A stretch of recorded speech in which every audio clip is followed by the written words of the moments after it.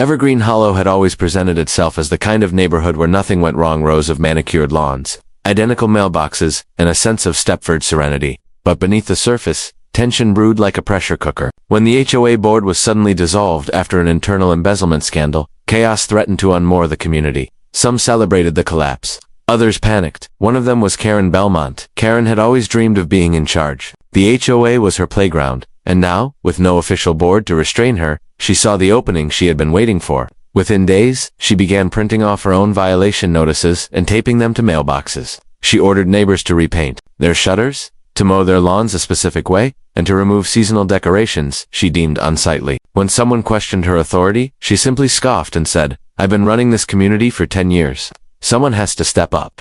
Then came Dylan Mercer. He arrived in a gray Ram 2500 pickup, hauling a trailer and a giant metal smoker. His house was at the end of Birch Hollow Lane, the only one that had sat empty since the scandal. A few neighbors peeked through their blinds as he unloaded. A weathered leather jacket, boots dusted with red clay, mirrored sunglasses that didn't reveal a flicker of emotion. He nodded at those who waved, but said little. His moving boxes were marked with law firm labels, but Karen never noticed. Karen had a problem with Dylan's truck on day one. She left a typewritten parking violation under his windshield, claiming large vehicles weren't permitted overnight. Dylan read it once, expressionless, and quietly pocketed the paper. The next morning, his truck remained. Karen tried again, this time with a $75 fine in bold red ink. Dylan read that one a little longer, then calmly returned to unpacking. Afternoon, Karen stormed up his driveway, clipboard in hand, eyes narrowed. "You must not be familiar with our community rules," she began, tone syrupy but brittle. "We take pride in how things are done around here."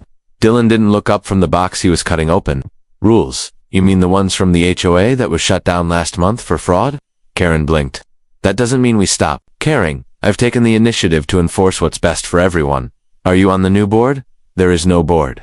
"So who gave you enforcement authority?" Karen flinched, then recovered. "I don't need a title to protect Evergreen's standards." Dylan finally turned to her, meeting her gaze. "You just issued a legal notice. That makes this a matter of jurisdiction and liability." He stepped forward, voice low. "Are you sure you want to be the one held responsible for impersonating a municipal authority?" She blinked, confused. "Excuse me?" Dylan smiled just barely. "It's okay. We all make mistakes. Just don't put another one of those on my truck." Karen left in a huff, rattled but not defeated. The next day, she added 2 more for unapproved driveway oil stains and another for unauthorized vehicle modifications. This time, she dropped them off in an envelope. Dylan opened it while sipping coffee on his porch, then calmly set it aside. He didn't react publicly, but in his home office, Dylan opened a file on his desktop titled Evergreen Hollow Evidence Log. The first entry was time-stamped, annotated, and included photographs of every notice and Karen's aggressive confrontation. He even had audio. Karen didn't know it yet, but she had just declared war on the one man she should have never provoked. The lawyer HOS whisper about behind closed doors. Karen Belmont wasn't used to being ignored. She thrived on control, on compliance, on watching people scramble to correct themselves under her scrutiny. But Dylan Mercer, he didn't twitch, didn't protest, didn't even offer a single curse under his breath when she delivered 3 citations in 1 week. That kind of silence wasn't indifference, it was worse. It was confidence, and confidence threatened her authority. By the following Monday, she'd taken matters into her own hands. At the community park gazebo now, her declared headquarters, she laid out neatly printed copies of what she called the Evergreen Code of Conduct. On paper, it looked official, but in reality, it was a Frankenstein document stitched together from old HOA bylaws, housing templates she found online, and rules she made up on the spot. Most homeowners didn't read the fine print. Karen counted on that. "Sign it to keep Evergreen clean," she repeated like a chant, cornering neighbors on their walks or while they tended gardens.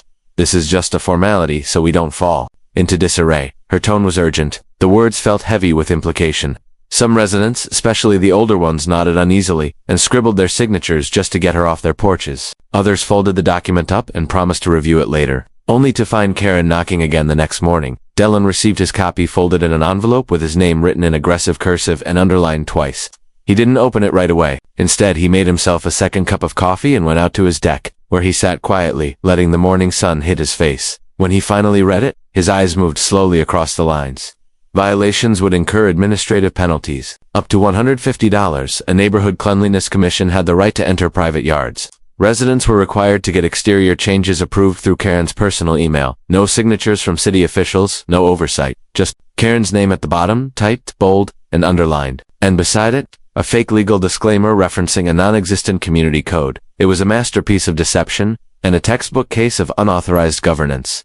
Dylan scanned every page, photographed them, and added them to the folder on his desktop. He ran them through a document comparison software he used for court prep. Over 60% of the content matched outdated regulations, while the rest was clearly falsified. He smiled grimly. This was getting fun. That afternoon, Karen made her next mistake. She printed and posted a bulletin at the community notice board that read, "Final warning to Dylan Mercer. Last chance to sign the agreement or face daily fines." She signed it acting president, Evergreen Hollow HOA, interim. By the next morning, Dylan had already filed a cease and desist notice, certified, with Karen's name on it. He waited. Karen, of course, didn't back down. She tore the letter in half and left it in Dylan's mailbox without a word. But as soon as she did, Dylan walked out of his garage with a GoPro clipped to his shirt and a smile on his face. "Appreciate the response, Karen," he said, filming her retreat. "You just saved me a step." She spun around. "What do you think you're doing? Documenting the unlawful use of a private mailbox? For starters," he replied coolly, "and building a pattern of harassment."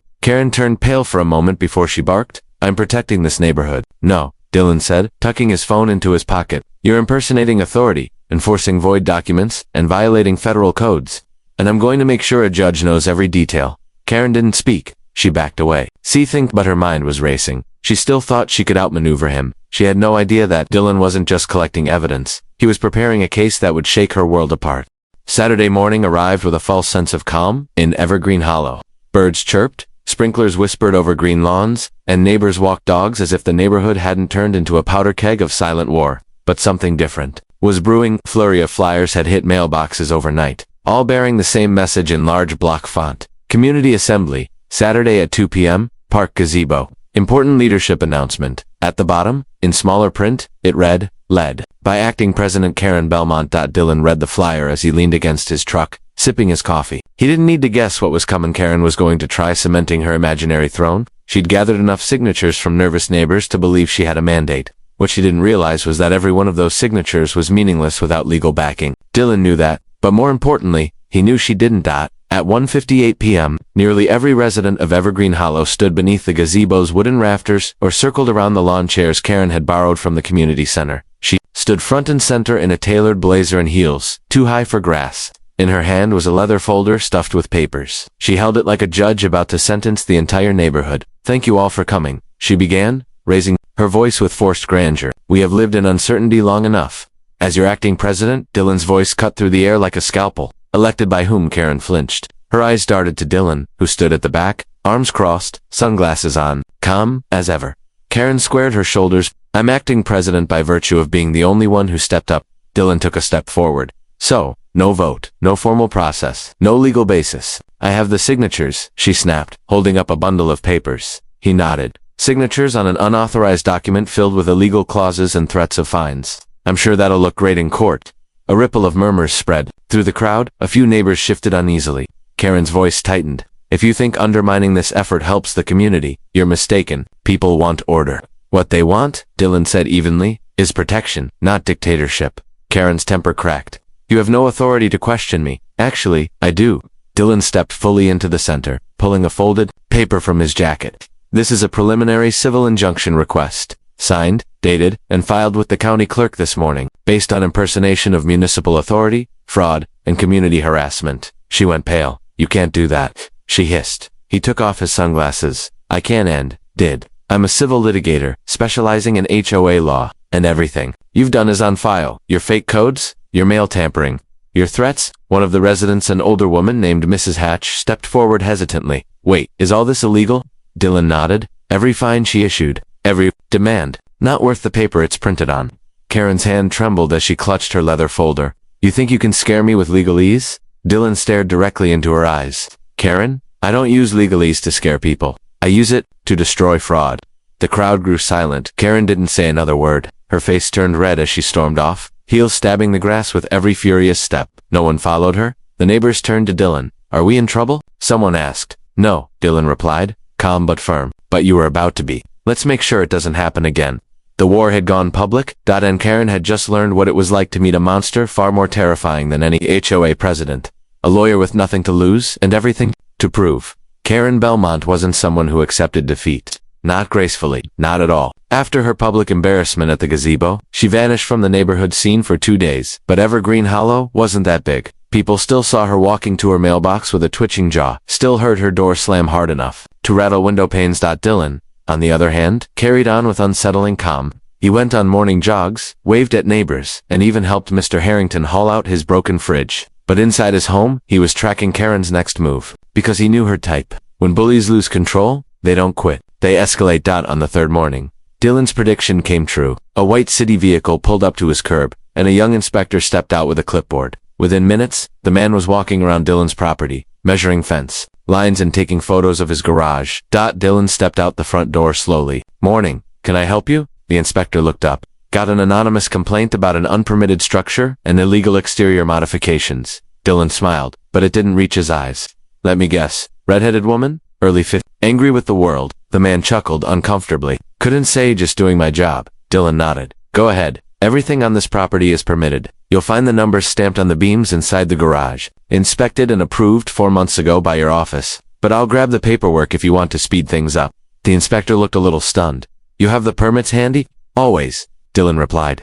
"Old habit from dealing with rogue HOAs?" As Dylan expected, the city left without issue. But it didn't stop there. The next day, animal control arrived, claiming there had been reports of an aggressive dog on the premises. Dylan didn't even own a dog. A woman claiming to be a journalist called his law office asking about concerning behavior in a quiet neighborhood. Day after that, someone began flying a drone over his backyard during the evening. Dylan didn't get angry. He logged every incident with timestamps, names, and departments. He traced the drone footage by noting its direction and flight path, finally catching it parked on the patio table of Karen's upstairs balcony. When the wind knocked it low one afternoon, he photographed it before she noticed. In every interaction, went straight into a growing binder, labeled Karen Belmont Civil Harassment Case. She was trying to exhaust him. She didn't realize she was giving him rope, and Dylan planned to pull it tight. Saturday night, under the soft amber glow of his porch light, Dylan drafted 3 letters. The first went to the county attorney's office, the second to the state's Department of Consumer Affairs, the third to a well-known investigative journalist who specialized in suburban abuse of power. He signed each with a calm flourish and sealed them with the same smile Karen had grown to hate. The next morning, Karen found a certified envelope on her doorstep. Inside was a cease and desist letter, referencing her coordinated harassment campaign, unauthorized use of surveillance equipment, and impersonation of municipal authority. In bold letters, at the bottom, it read, "Further action will result in civil suit and criminal complaint." Karen read it twice, her hands trembling. Then she stormed into the street and marched straight to Dylan's driveway, fists clenched. "You think you can threaten me?" Dylan stepped out of his garage, slowly, phone in hand, already recording. "No, I'm not threatening you. I'm building a timeline," she faltered. He pointed to the red recording light on his phone. "And you just added a new chapter." Karen stood frozen, caught in her own fury. Dylan's voice was cool as steel. "Not your neighbor anymore, Karen. I'm your case file, and it's getting very thick." Karen didn't show her face in public for the next few days, but her presence was everywhere. Flyers began reappearing, this time more subtle. Notes like "We must not let outsiders destroy our community and keep Evergreen pure," taped to lampposts, dog park signs, even slipped under doormats. No signature, no name, but everyone knew the source. Meanwhile, Dylan's world remained eerily calm on the outside. He continued walking the neighborhood, keeping his voice friendly, even offering to mediate a fence dispute between 2 longtime residents. But every night, behind closed doors, his real work intensified. He had a target now. Karen Belmont wasn't just a board control freak, she was dangerous. And Dylan was done waiting for her to implode. He was going to dig. He started with property. Records Karen's house was technically owned by her husband, Craig Belmonta, man no one had seen in over a year. The house had 2 liens on it, one from a contractor and another from a civil suit involving a false claim, tied to HOA funds. Dylan raised an eyebrow. He filed a request for the court records. Next, he searched for her HOA history. It wasn't hard to find. Karen had served on boards in 3 other neighborhoods over the past 20 years. In all 3, the boards were dissolved following internal scandals. In 2 of those, class action lawsuits had been quietly settled. Dylan leaned back in his chair, hands spelled pattern behavior, he muttered. He reached out to a paralegal friend in another state. Within 24 hours, she emailed him a scan of a deposition transcript. Karen had been named in a suit for issuing phantom fines to intimidate elderly homeowners. The case had been settled out of court, but the judge had issued a formal warning in the transcript about her unofficial and coercive behavior. That warning was gold. By Wednesday, Dylan had compiled a 30-page dossier on Karen. Financial missteps, false documentation, unlawful enforcement, harassment, and then came the discovery that made his blood run cold. An HOA whistleblower from Karen's previous neighborhood had filed a police report claiming Karen had tried to plant forged signatures during a proxy vote and attempts to gain control over the HOA after the real president fell ill. The charges were dropped, but not because she was innocent. The president had died 2 weeks later, and no one followed up. Dylan closed the file and whispered, "You really are a monster." But even monsters had patterns and cracks. Karen was unraveling. That night, a neighbor texted Dylan a photo of Karen in her driveway, arguing with what looked like a man in a cheap suit holding a manila folder. The caption read, "Some kind of process server." The next day, Karen retaliated. Dylan came outside to find 24 orange cones and fake city work signs blocking off his side of the street. A laminated sign on the cones read, "Nitrogen monoxide parking, sewer repair in progress." No official logos, no permit posted, and the city hadn't ordered anything. Dylan didn't touch the cones. He simply took out his phone and started recording. By noon, 2 city workers had shown up tipped off by another neighbor. They took one look at the signs and laughed. "That's not us," one said, shaking his head. "This is obstruction. Whoever did this could get fined." Dylan just nodded, already adding the footage to his file. But something in him had shifted. Until now, he'd been responding. Countering, playing defense. That was over. Now it was time to go on the attack. And Karen, she was about to find out what it really meant to be cornered by a lawyer with a vendetta and a file thicker than a phone book. Friday morning arrived with a quiet, overcast sky.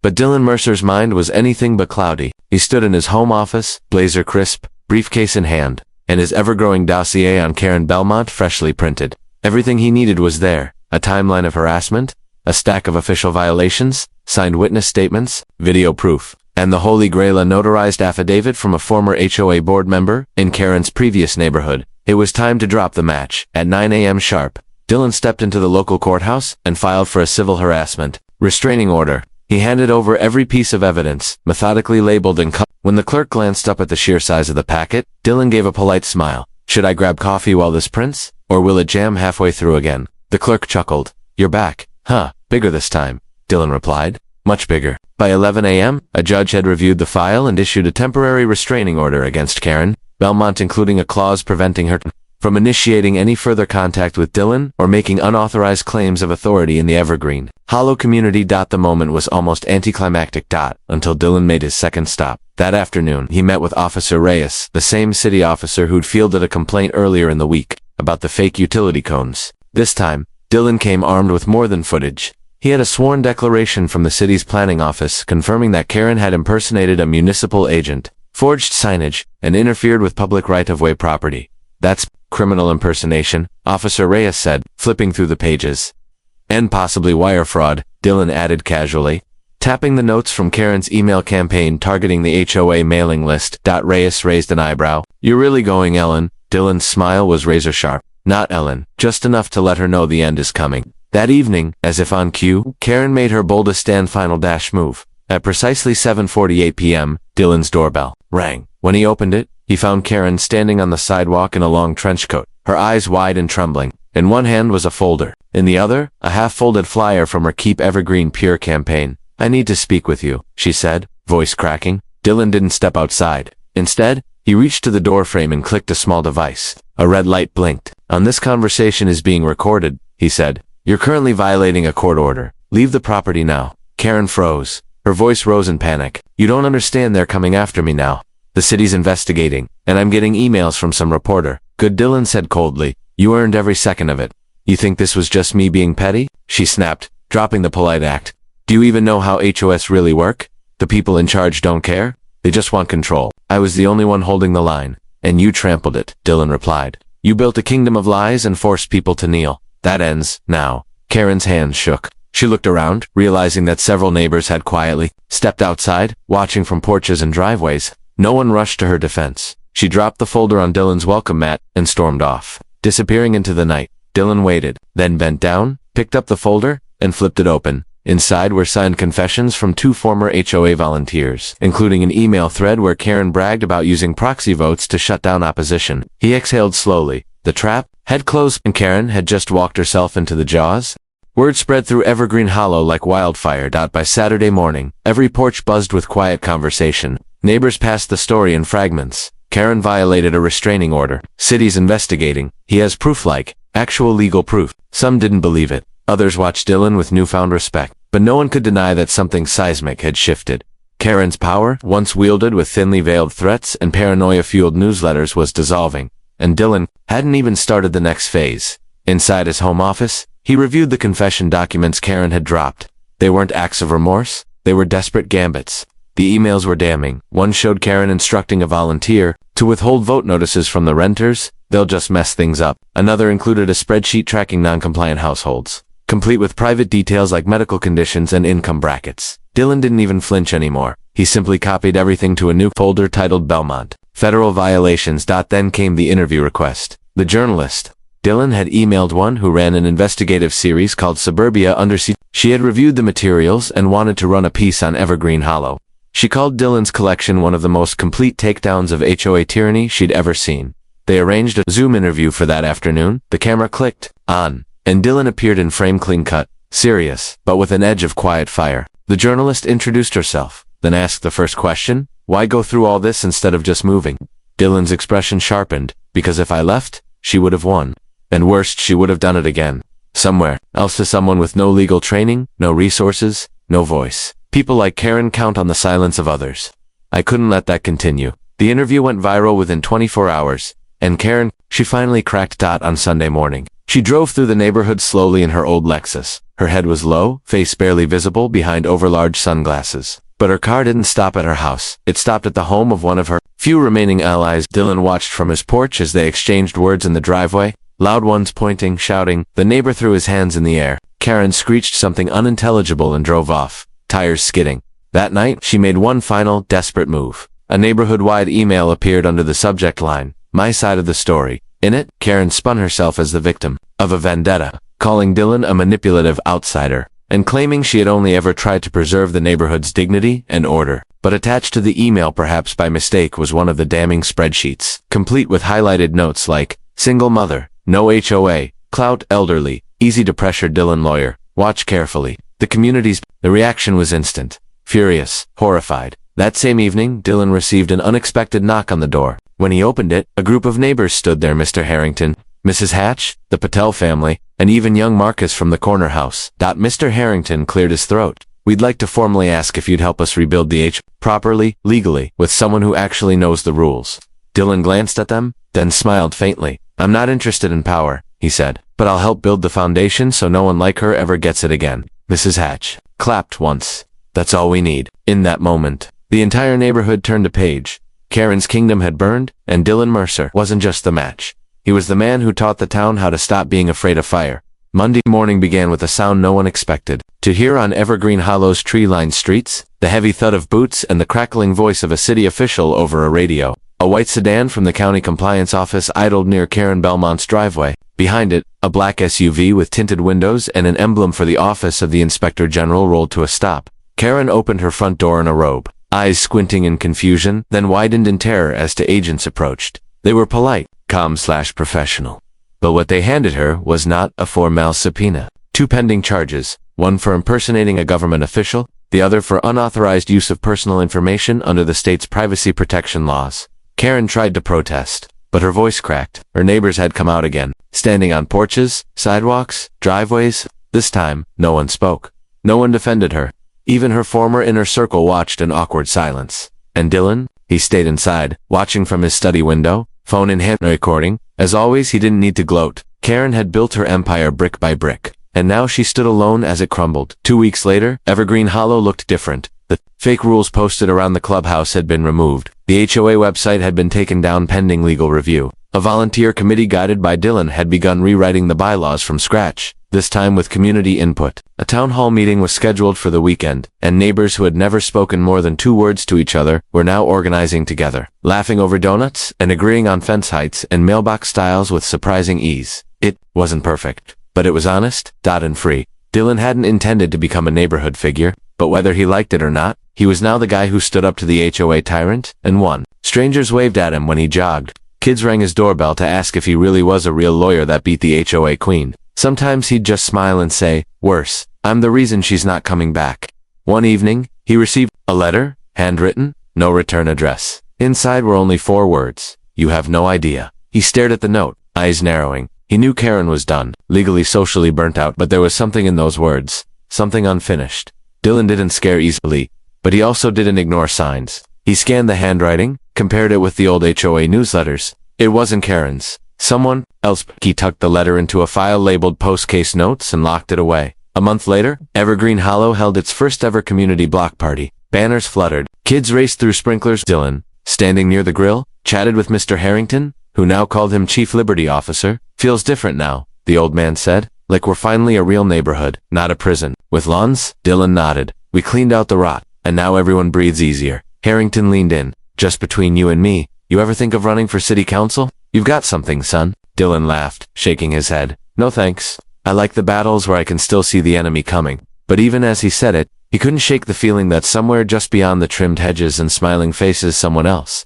was watching, waiting. Because Karen Belmont may have been the storm, but in the world of power and paranoia, there were always others ready to build the next THUNDERCLOUD. Still, as the sun dipped low and laughter echoed across Evergreen Hollow, Dylan Mercer allowed himself one long, satisfied exhale. He had won. And more importantly, he had taught the neighborhood how never to lose again.